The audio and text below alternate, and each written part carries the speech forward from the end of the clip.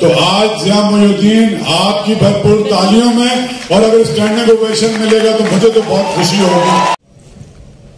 ہمارے ساتھ آپ کو زیادہ تمیز نہیں مانوں گا، آپ نے غالب کے بے مثال خطوط تو پڑھے ہوں گے. ایک ان کا اور خط جس کا عنوان ہے بقلم خود سناتا.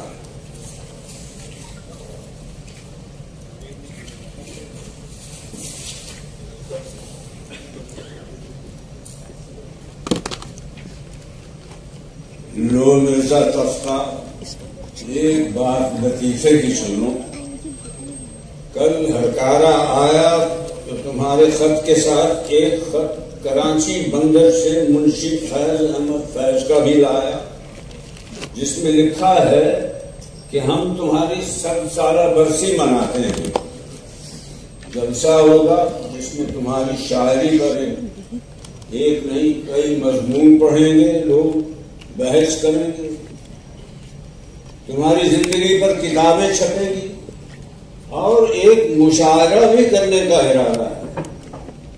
تم بھی آؤ اور خرچہ آمد و رفت کا پاؤ، دن کی روٹی اور رات کی شراب بھی ملے گی. بہت خیال دوڑایا، کچھ سمجھ میں نہ آیا کہ یہ شاعر کون ہیں، ان سے کب اور کہاں ملاقات ہوئی. اگر شاعر ہیں تو کس کے شاگرد ہیں.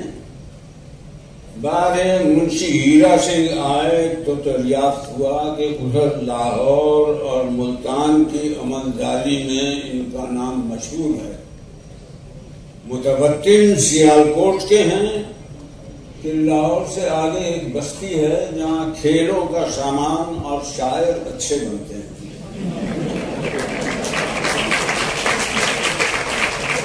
ایسے کہ نہ صرف ملک کے اندر ان کی مانگ ہے بلکہ دساور کو بھی بھیجے جاتے ہیں.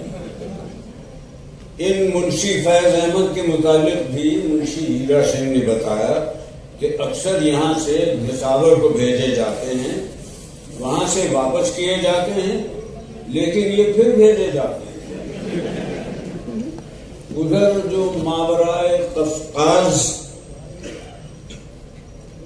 روس کی سلطنت ہے، وہاں کا والی ان کی بہت قدر کرتا ہے، اپنے ہاں بلاتا ہے، خلعت دیتا ہے، اور پچھلے دنوں ان کی شاعری سے خوش ہو کر تمغہ اور انعام 100,000 بھی بخشتا ہے کہ لینے انعام کہلاتا ہے، اور کسی کسی کو ملتا ہے.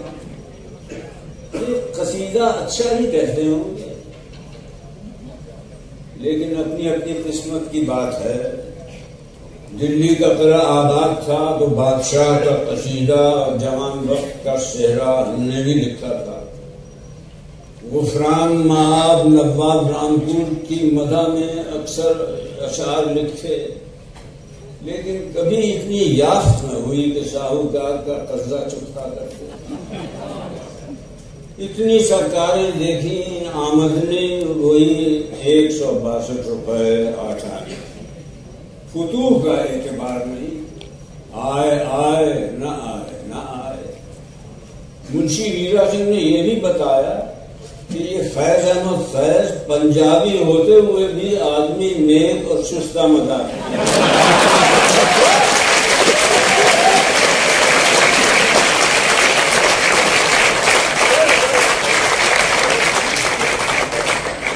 کسی مدرسے میں لڑکے پڑھاتے ہیں، لڑکے پڑھانے والوں کے حق میں میری رائے اچھی نہیں.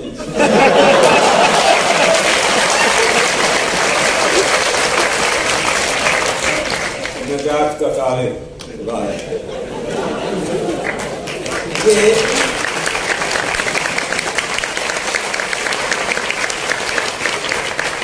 یہ ایک پیروڈی ہے. پیروڈی ادب کی وہ صنف ہے جس میں کسی بڑی چھوٹی بھی لیکن زیادہ تر بڑی ادبی تخلیقوں کی مزاحیہ نقاری کی جاتی ہے. پھر ابن انشا کو اس صنف میں بھی بہت بڑا کمال حاصل ہے. ایک اور پیروڈی پیش کرتا ہوں. اس کا عنوان ہے استاد مرحوم.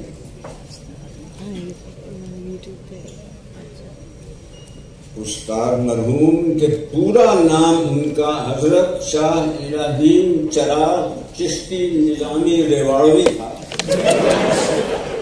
ہمارے اسکول میں اردو اور فارسی پڑھاتے تھے.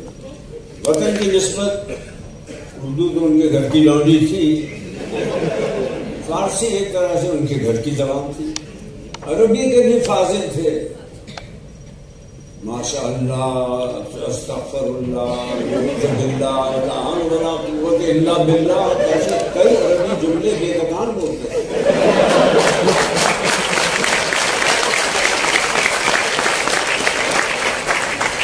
ہاں، انگریزی کی لیاقت انہوں نے خود پیدا کی تھی. اس پر راتوں کو بھی حیرت ہوتی تھی. ایک بار ایک دیہاتی منہ اٹھائے، ہم ان کی کلاس میں گھس آیا. حضرت نے فوراً انگریزی میں حکم دیا، گیٹ آؤٹ. اسے تعمیر کرتے ہی بنے. علاقے کا مال افسر ایک انگریز تھا. ایک روز اسکول میں نکل آیا اور آدھا گھنٹہ گفتگو کرتا رہا. استاد مرحوم برابر سمجھتے تھے اور سر ہلاتے تھے، بلکہ بیچ بیچ میں موقع و موقع یس یس اور پلیز پلیز بھی کہتے تھے. پرانے بزرگوں حالی سر سید شبلی وغیرہ کے متعلق سنا ہے کہ انگریزی سمجھتے تھے لیکن بولنے سے پرہیز کرتے تھے. ایک روز ایک انگریزی کی کلاس میں، ہماری کلاس میں گھس آئے استاد مرحوم اور پوچھا، لڑکوں بتاؤ تو ماش کی دال کو انگریزی میں کیا کہتے ہیں؟ سب چپ. کون بتا؟ پھر سوال کیا، کریلے کی انگریزی کیا ہے؟ یہ بھی کوئی نہ بتا سکا. سب ایک دوسرے کا منہ کرنے لگے. استاد مرحوم نے بتایا اور انگلش ٹیچر کھول کر اس کی تصدیق بھی کرا دی. یہ انگلش ٹیچر جو کتاب ہے یہ انگریزی کے علم کا قاموس ہے. سفر و حضر میں یہ استاد مرحوم کے ساتھ رہتی تھی اور بڑے بڑے انگریزی دان ان کے سامنے آنے سے کتراتے تھے کہ خدا جانے کب کس ترکاری کا انگریزی نام پوچھیں. انگریزی کی تحریک اور ان کی قدرت کا اندازہ اس سے کیا جا سکتا ہے کہ دستخط ہمیشہ انگریزی ہی میں کرتے تھے. استاد مرحوم عموماً ان کو مشاعروں میں نہیں بلایا جاتا تھا کیونکہ یہ سب پر چھا جاتے تھے. اچھے اچھے شاعروں کو خفیف ہونا پڑتا. خود بھی نہ جاتے، کہتے کہ مجھ فقیر کو ان غلاموں سے کیا مطلب ہے. لیکن جبلی کا مشاعرہ ہوا تو ہمارے اصرار پر وہاں گئے اور ہرچند کے مدعو نہ تھے، منتظمین نے ہاتھوں ہاتھ لیا. دیوانہ کشمنڈی، خیال گڑگانوی اور حضرت بانس بریلوی جیسے اساتذہ اسٹیج پر موجود تھے. اس کے باوجود استاد مرحوم کو سب سے پہلے دعوت دی گئی کہ وہ اپنا کلام سنائے. وہ منظر تک راتوں کی آنکھوں کے سامنے گھوم رہا ہے. استاد مرحوم تمکنت سے قدم اٹھائے، مائک پر پہنچے اور ترنم سے اپنی مشہور غزل پڑھنی شروع کی.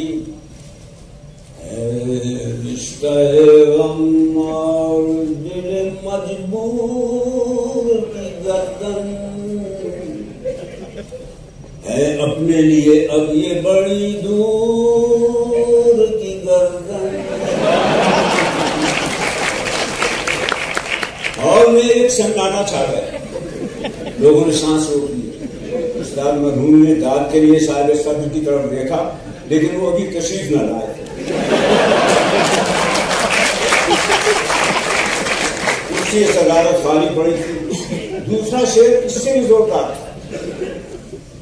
سب ہے کہ مجنوں کا قدم اٹھ نہیں سکتا اور دار پہ ہے حضرت منصور کی گردن. دوسرا مصرع تمام نہ ہوا تھا کہ داد کا طوفان پھٹ پڑا. مشاعرے کی چھت اٹھنا تو سن رکھا تھا، دیکھنا آج اتفاق آج ہوا.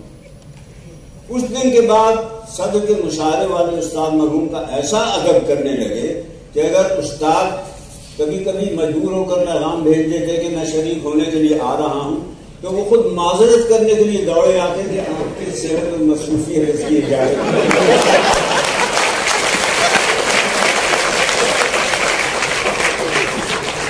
ایسی دیدہ زیب شخصیتیں چشم فلک میں کمی دیکھی ہوں، جیسے استاد چراغ رحمۃ اللہ علیہ، قد 5 فٹ سے نکلتا ہوا اور جسم بھرا بھرا، خصوصاً کمر کے آس پاس، سر پر میل خورے کپڑے کی ایک ٹوپی اور اس کے ساتھ کی شیروانی۔ لیکن نے کبھی ان کو ٹوپی کے بغیر نہ دیکھا۔ ایک بار خود ہی فرمایا کہ ایک تو یہ خلاف تہذیب ہے، دوسرے کبوے ٹھونگے مار۔ ایک ہاتھ میں 6 انگلیاں تھیں جس کی وجہ سے 11 تک بآسانی گن سکتے تھے۔ آواز پر ایسا قابو تھا کہ جس محفل میں چاہتے بیٹھے بیٹھے سو جاتے اور خراٹے لینے لگتے، پھر آپ ہی آپ اٹھ بیٹھتے۔ کھانے کا شوق ہمیشہ سے تھا، خصوصاً دعوتوں کا۔ فرماتے کھانے میں 2 چیزیں ٹھیک ہونی چاہیے، اچھا ہو اور بہت ہو۔ کھانے کے آداب کا ذکر کرتے تو فرماتے کہ سب سے پہلے شروع کرو اور سب سے آخر ختم کرو۔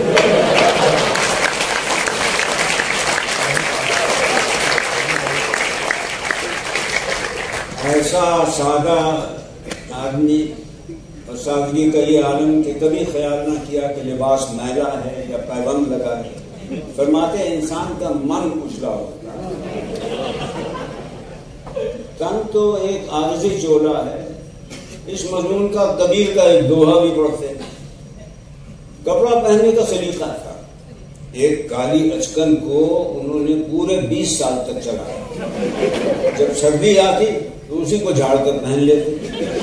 فرماتے کپڑے کے دشمن 2 ہیں، ایک دھوبی اور دوسرے استری۔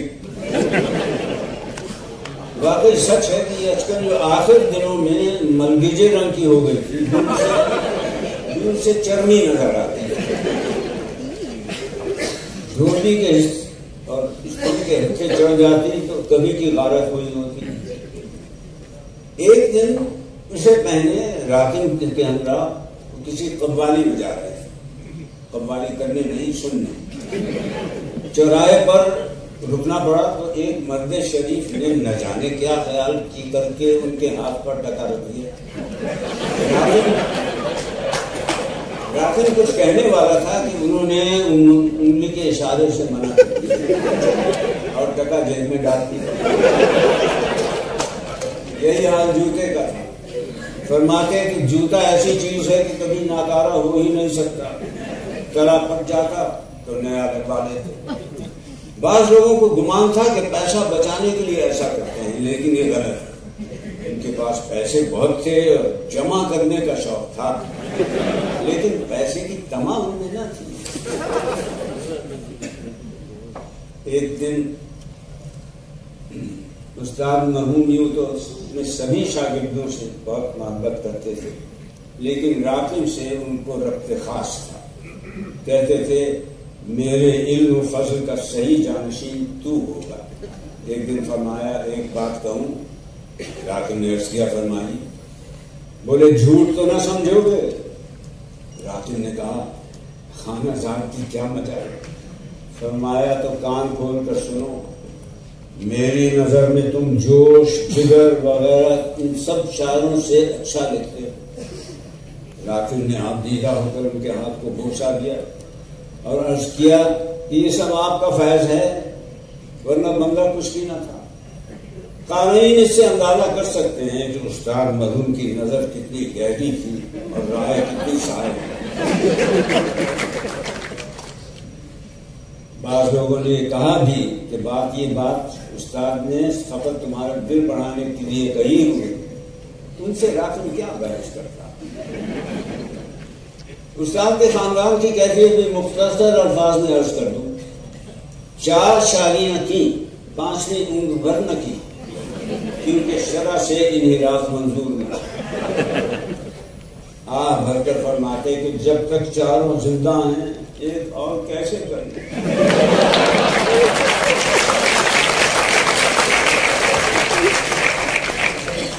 شرع میں 4 کی اجازت بھی اس شرط کے ساتھ ہے کہ سلوک یکساں ہو. سو الحمدللہ کہ چاروں بیویوں کا سلوک ان سے یکساں ہے.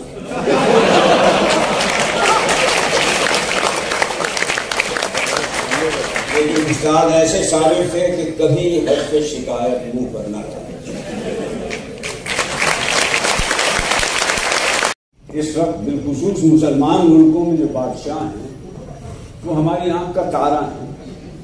ہم نے کئی بار لکھا کہ اب جو ہمیں خدا نے یہ ملک دیا ہے تو اس میں ہمیں بادشاہت لا کر کسی کو بادشاہ یا خلیفہ بنانا چاہیے تاکہ یہ آئین، دستور، پیپلز پارٹی، PNA وغیرہ کے جھگڑے نہ اٹھیں. یہ کوئی ضروری نہ تھا کہ ہمیں بادشاہ بنایا جاتا، کسی اور کو بھی بنایا جا سکتا تھا کیونکہ فی زمانہ اہلیت اور لیاقت کو کون پوچھتا. تاہم ہماری سنوائی نہ ہوئی. انگلستان بھی ہم اسی لیے آئے ہیں کہ یہاں بادشاہت، یہاں کبھی نہ کبھی تو کوئی لاول مرے گا. کیا عجب کہ یہاں صبح دروازہ شہر میں داخل ہونے والوں کے حقوق تسلیم کر لیے جائیں.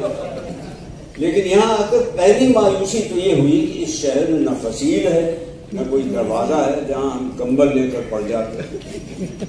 ایک صورت یہ بھی تھی کہ لوگ دربدر تلاش کرتے تھے کہ شہر میں کوئی ایسا بصرہ یا کاشغر کا نوجوان تاجر ملے جس کا تعلق کسی پرانے شاہی خاندان سے ہو جو حسن سیرت اور حسن صورت اور لیاقت اور اہلیت میں یکتا زمانہ ہو. ہم نے اسی خیال سے اپنی تمام ڈگریاں اس ڈگری کے علاوہ جو کوآپریٹو قرضے کی ناجائندگی کے سلسلے پر ہم پر ایک دیوانی عدالت نے تھی فریم کر کے دیوار پر رکھ ڈالی کہ یہاں لوگ آتے جاتے رہتے ہیں ایسے بھی جن کی پارلیمنٹ اور بکنگم پیلس تک پہنچے اور خود عمل تسخیر شروع کر دیا. تو بات یہ ہوئی کہ کسی نے ملکہ عالیہ کو بروقت فیملی پلاننگ کا لٹریچر نہ بھیجا جس سے چند قباحتیں پہلے ہی پیدا ہو چکی بلکہ قباحت در قباحت. اس سے یہ نہ سمجھا جائے کہ شہزادی عین کے یہاں اس عزیزہ کے پیدا ہونے کی ہمیں خوشی نہیں ہوئی جب اوروں کو ہوئی ہے تو ہمیں بھی ہوا یہ کہ بادشاہت کی کیوں میں ان کا نمبر لگ گیا 5واں. ہم کہاں تک تیرے پہلو سے کھسکتے ہیں. پھر بھی اگر پہلے 4 امیدواروں کو کچھ ہو جائے اور ان میں جو اولاد نرینہ ہے وہ فاخر العقل نکل آئے یعنی سب کے سب امریکی منقوہہ عورتوں سے شادی کر کے وزیر اعظم وقت کو ناراض کر لیں یا رومن کیتھولک یا کبیر پنتھی ہو جائیں اور یہ نومولود بچی تاج پہننے سے انکار کر دے. چپتا ہے، بہت چپتا ہے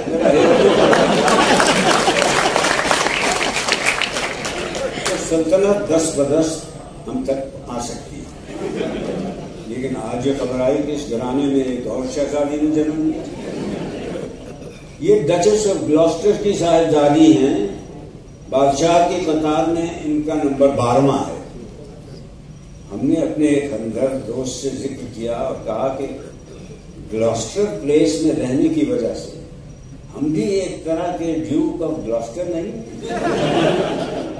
تو انہوں نے کہا صاحب من، اگر ملکہ الزبتھ ثانی کو ملکہ وکٹوریہ کی عمر ارزانی ہوئی کچھ عجب نہیں کہ 112واں امیدوار بھی پیدا ہو گیا.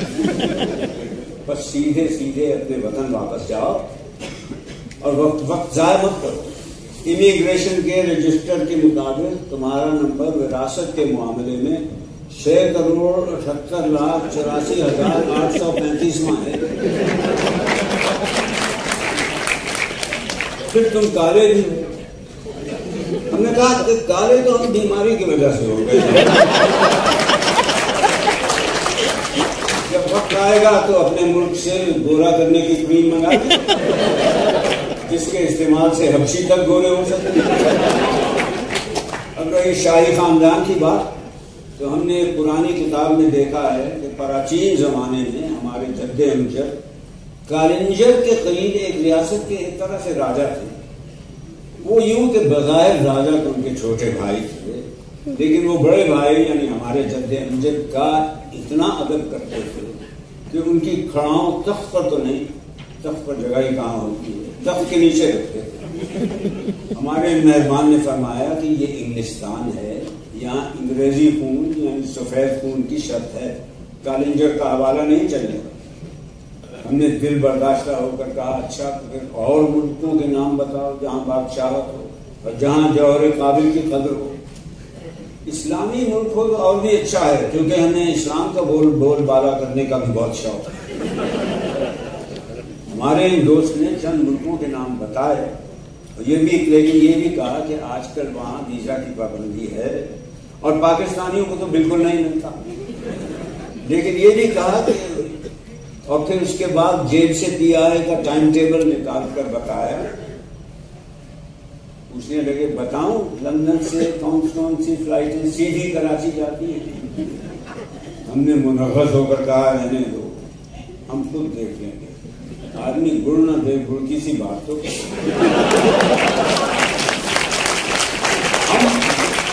ہم بادشاہ ہو جاتے تو کیا کرتے؟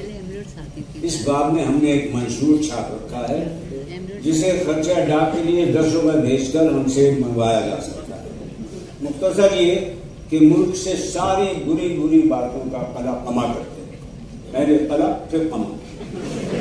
جمعے کی چھٹی کرتے ہیں لیکن افسوس تو پہلے ہی ہو چکی ہے. خیر ہم جمعے کی 2 چھٹیاں کر دیں گے. ہمارے عہد میں ہفتے میں 2 جمعے ہوا کریں گے تاکہ لوگ دن جمعی سے عبادت کرتے رہیں. جمہوریت اور سوشلزم وغیرہ کے شیطانی وسوسے ان کے دل میں پیدا نہ ہوں. شراب کی ممانعت کرنے کا بھی نقطہ ہمارے منشور میں تھا، وہ بھی ہو چکی، لیکن حرج نہیں. ہم مزید ممانعت کی کر دیں گے تاکہ جو لوگ نہیں پیتے وہ مزید نہ پیئیں. یہاں تفصیل کیا بتائیں، آزمائش شرط ہے، مشکانس کے خود بے بوجھ ہے.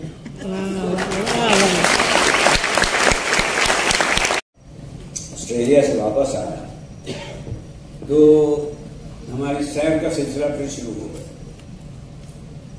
ایک فرق یہ پڑا کہ ہمارے ساتھ ایک اور صاحب بھی ایک ساتھی ہو گئے جنہیں ہم الو کہتے تھے. میں نے کبھی ان سے نہیں پوچھا کہ ان کا اصلی نام کیا ہے. شاید علاء الدین. بہت خوش اخلاق نہایت ہی خوش اخلاق اور سلجھے ہوئے آدمی تھے. وہ بمبئی کی کمیونسٹ پارٹی کے بہت اہم رکن تھے اور یہاں کراچی اس لیے بھیجے گئے تھے کہ تعلیم یافتہ نوجوانوں کو اجتماعیت کی طرف راغب کریں. جو ہمارے ساتھ وہ سیر کرتے تھے اور بیشتر اشتراکیت اور اجتماعیت پر درس دیتے. انہیں کی ایما پر میں نے داس کیپٹل بھی پڑھا، مارکس کی کتاب. جب کبھی وہ درس دے رہے ہوتے ابن انشا کچھ کہتے یا کوئی لطیفہ بتاتے یا کوئی شعر سناتے تو وہ ہمیشہ اس کی توضیح یوں کرتے کہ یہ سب آپ لوگوں کی بورژوائی سوچ کا نتیجہ ہے کہ آپ ہر چیز کو ایک رومانوی انداز سے دیکھیں. افسوس یہ ہے کہ ان کی محنت عکارت کری. ہم میں سے کوئی بھی پارٹی کا ممبر نہیں بن سکتا.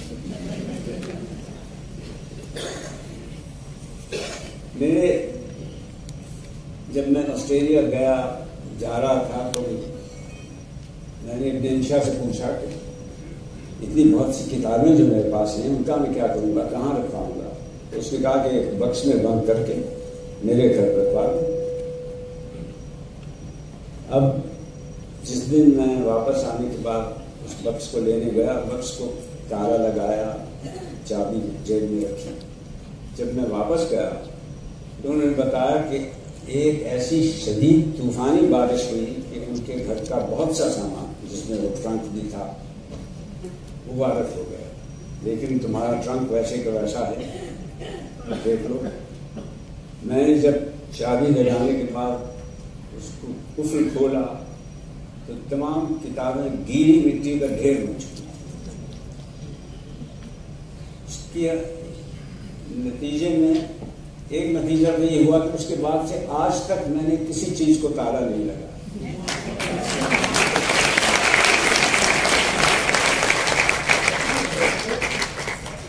ابن انشا کی آنکھوں میں آنسو آ گئے. 1953 تک وہ میجر شاعر بن چکے. انہوں نے اپنی وہ نظم سنائی مجھے، نگر پر آیا چیت مہینہ سونی رات سرائے، جس کا آخری مصرع ہے یارو کوئی اپائے. مجھے وہ نظم اتنی اچھی لگی کہ میں جب بھی ان سے ملتا دور سے کہتا نگر پر آیا چیت مہینہ کالی رات سرائے، اور پھر ہم کورس کی طرح سب کہتے یارو کوئی اپائے، یارو کوئی اپائے. اس کورس میں الو صاحب بھی شامل تھے. مجھے آج بھی یہ نظم اتنی ہی پسند ہے جتنی 70 سال پہلے. نگر پر آیا چیت مہینہ سونی رات سرائے، دیواروں پر میلے میلے پھیلے پھیلے سائے، آنے والی کل کا چھلاوا لپک چھپک دکھلائے، کیا سوان رچا. گھڑی کی سوئی صدیاں یہ بیت چکے تو 1 بجا، اس کی بیل نہایت نربل چھایا سے شرمائے، اندھا دیپک متوالی پوروا کے تھپڑے کھائے، کانپ کانپ رہ جائے.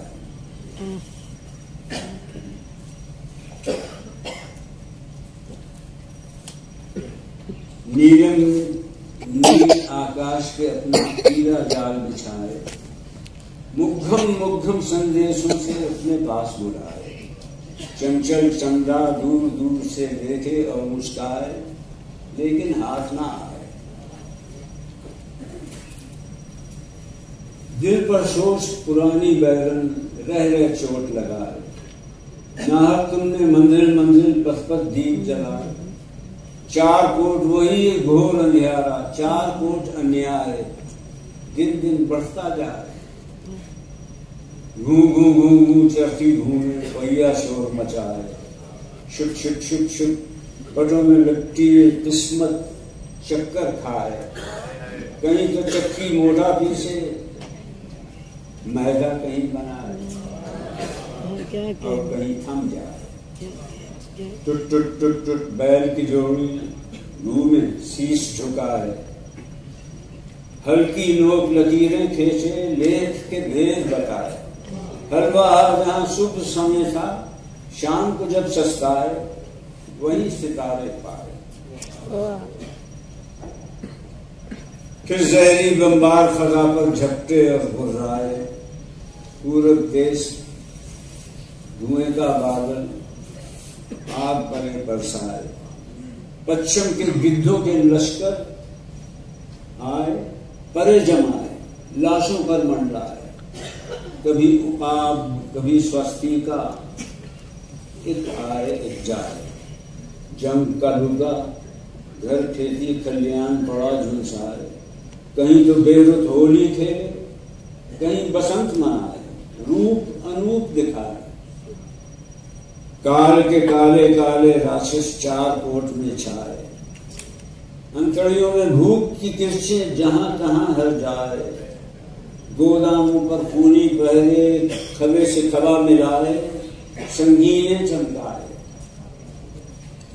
شہر کا قاضی فتوے چھاپے، گلی گلی پھیلائے. موڑ موڑ پر دکھیا گوری یاد کے دیپ جلائے. سوچ رہی ہے اتنے دن میں کتنے پاپ کمائے، کس کو گنتی آئے.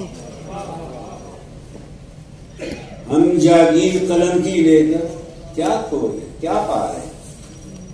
شبد منوہر بول کٹیلے رمزیں اور کنائے، سب کبھی غزلوں کے کہنے والے کویوں نے اپنائے، اپنے ہاتھ نہ آئے. پیٹ کی میٹھی میٹھی باتیں چھوڑی اور پچھتائے. دھرتی کے بیٹوں کی بپتاؤں کے آلے گائے آدھا بندل سے. چوروں کی مانند بنی مشکوں میں پکڑے آئے، دیوانے کہلائے. یاروں کا ایک گھوٹ چناچن جیبوں کو چمکائے. ان لوگوں نے چاکریوں میں سستے ٹکے کمائے. انشا جیسے ایک بار بھٹکے تو ہوئے پر آئے، کوئی دھوکہ کھائے. نگر پر آیا چیت مہینہ سونی رات سرائے، دیواروں پر میلے میلے پھیلے پھیلے سائے، آنے والی کل کا بھروسہ دن دن اٹھتا جائے، یارو کوئی اپائے، یارو کوئی اپائے۔ ہم مہمان خصوصی بنے۔ مومن کی پہچان یہ ہے کہ وہ ایک سوراخ سے دوبارہ نہیں ڈسا جا سکتا، دوسری بار ڈسے جانے کے لیے اور خواہش مند کوئی دوسرا سوراخ ڈھونڈنا چاہیے۔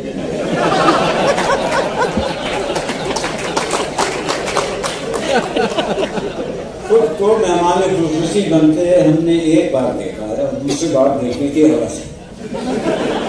اب ہم ہر روز بالوں میں کنگھا کر کے اور ٹائی لگا کر بیٹھتے ہیں۔ ہے کوئی انگا محتاج جو سبھی نامہ میں بے دعوت صدارت کے لیے؟ اپنے دوستوں سے بھی ہم نے ذکر کیا کہ آج کل ہم خالی ہیں اور خدمت قوم کے لیے تن من دھن سے حاضر ہیں۔ کوئی یونیورسٹی یا کالج یا اسکول ہماری ذات ستودہ سے اپنے جلسے کی رونق بڑھانا چاہتا ہے تو ہم خوشی سے اپنی مصروفیات میں سے وقت نکالیں۔ آگے ایک جگہ سے دعوت نامہ آیا، اسپوٹنک انگلش اسکول گولی مار کے پرنسپل صاحب نے ہم سے استدعا کی کہ آپ ہمارے یہاں مہمان خصوصی بن کر آئیں اور اسکول کو اپنی جیب خاص سے کم 500 روپے کیا دیں اور آپ مہمان خصوصی ہوں گے۔ ہم نے کہا ہم تو بہت مصروف ہیں لیکن آپ کی خاطر آ جائیں گے، البتہ 500 روپے تو خیر زیادہ ہیں، 200 روپے اسکول کو دیں گے تاکہ ہمارے ملک میں تعلیم کو ترقی ہو۔ ہم ایسے نیک کاموں کی سرپرستی نہ کریں گے کون کرے گا؟ ایسا لگتا ہے کہ ان صاحبوں کو اس سے زیادہ عطیہ دینے والا کوئی اور نہ ملا، معاملہ پڑ گیا۔ اور ہم نے اپنی شیروانی ڈرائی ہونے کے لیے بھیجوا دی۔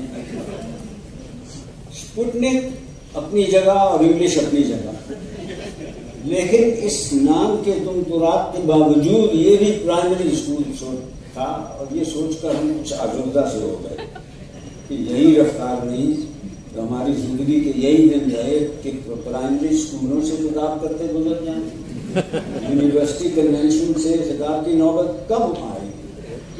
ابھی تو بہت مرحلے باقی ہیں، سیکنڈری اسکول ہے، ہائر سیکنڈری اسکول ہے، انٹر کالج ہے، ڈگری کالج ہے، نہ جانے کیا کیا۔ خیر 50 روپے ایڈوانس دے کر ہم نے بات پکی کی، کہا کہ گولی مار تو بہت بڑی اور پیچیدہ جگہ ہے، کوئی لینے آئے گا؟ ہم جواب ملا کہ لینے تو کوئی نہیں آئے گا، آپ 2 نمبر بس میں پاپوش نگر سے بیٹھیے اور گولی مار جائیے۔ جب اتر جائیں گے تو اس کے بعد ایک خیمہ آپ کو نظر آئے گا، پہلے اس سے آپ کو hair cutting up to date hair cutting salon کا بورڈ نظر آئے گا اور بیزر اور ختنہ کا بہترین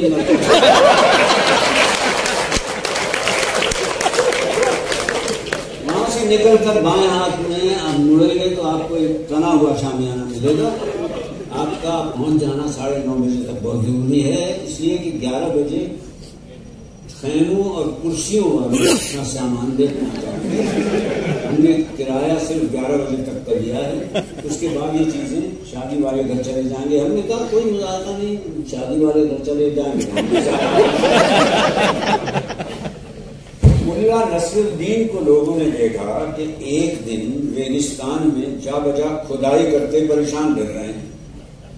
ایک صاحب نے معذرہ پوچھا تو معلوم ہوا کہ ایک جگہ انہوں نے کچھ روپے ڈال دیے تھے اور اس وقت وہاں پہ این اوپر جگہ ابر کا اتفاق ہے جو کہیں دکھائی نہیں دے رہا۔ تو شاعروں، مشاعروں، قوالیوں، شادیوں، بیاہوں، یوموں اور تقریری مقابلوں کے لیے کے دنوں میں کسی خیمے چھولداری کی نشانی سے کسی جگہ کو پانا کچھ ایسی ہی بات تھی جیسی ملا نصر الدین والی۔ خیر ہم نے سلون کی گلی میں جوڑ کر بائیں ہاتھ دیکھنے لگے، حتیٰ کہ دور ایک شامیانہ نظر آیا۔ وہاں ہم جب پہنچے تو دیکھا کہ کچھ بچے کھیل رہے ہیں دری پر، اور ایک طرف کرسیوں پر کچھ بزرگ بیٹھے ہیں جو شاید ان کے والدین ہیں، لیکن ہمارے میزبان صاحبان کا کہیں پتہ نہیں۔ خیر ہم بھی ایک طرف تو بیٹھ گئے، تھوڑی دیر میں کچھ اور لوگ آ گئے اور ایک صاحب نے آ کر مؤدبانہ ہم سے پوچھا کہ آپ لڑکے والوں کی طرف سے ہیں؟ آپ کی بات کہاں؟ ہم نے کہا خبردار ایسی فضول باتیں نہیں کرو، آپ کمال کرتے ہیں، ہم یہاں تقریر کرنے اور آئے ہیں، اس کے بعد بھی ہمیں اور جگہوں پہ صدارتیں کرنا ہے، بتائیے کہاں ہے کرسی ہے صدارت؟ تھوڑی تکلیف دہ گفتگو کے بعد معلوم یہ ہوا کہ ہمیں اس سے اگلی گلی میں جانا چاہیے۔ وہاں ہم وقت پر خوب پہنچے، اعلان ہو رہا تھا کہ آج کل اچھے لوگ غیر ذمہ داری برتتے ہیں، وعدہ کر کے تشریف نہیں لاتے۔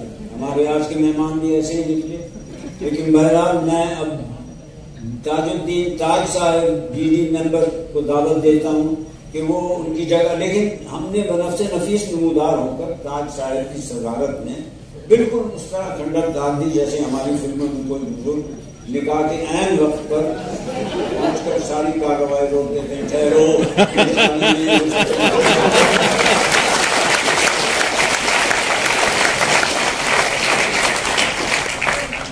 اس کے بعد جو کارروائی ہوئی اس میں سے ہمیں فقط اتنا یاد ہے، عبدالعزیز جماعت اول نے ہمیں ہار پہنایا، دوسری جماعت کے بچوں نے انگریزی میں ہمارا خیر مقدم کیا، اور جماعت سوم کی ایک بچی نے ایک فصیح اور بلیغ تقریر پڑھی جو ان کے والدین کی لیاقت، وسعت مطالعہ اور زبان پر غیر معمولی قدرت کا ثبوت تھی۔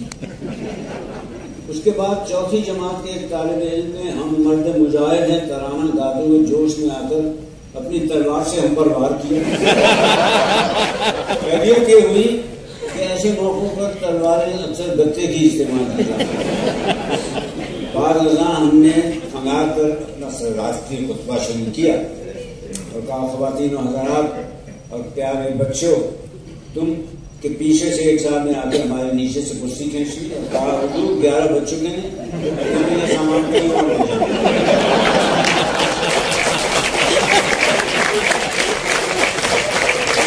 ظالموں نے ہمیں حاضرین کی شکریہ بھی ادا نہ کرنے دیا، انہوں نے کیونکہ حاضرین نے کھوٹے دے دیے تھے کرتے، اور وہاں پر اس وقت ان کو ڈر تھا کہ شامیانہ ان پر رام گرا گا، لہٰذا وہ غیر حاضر بن چکے۔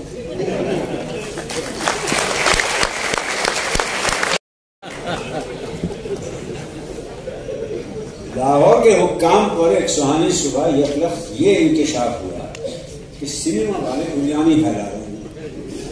توبہ توبہ، اس اسلامی مملکت نے ایسا کام، ایسا اتیاچار! فوراً پیادے دوڑائے گئے، منادی کرائی گئی کہ اب تک جو ہوا سو ہوا۔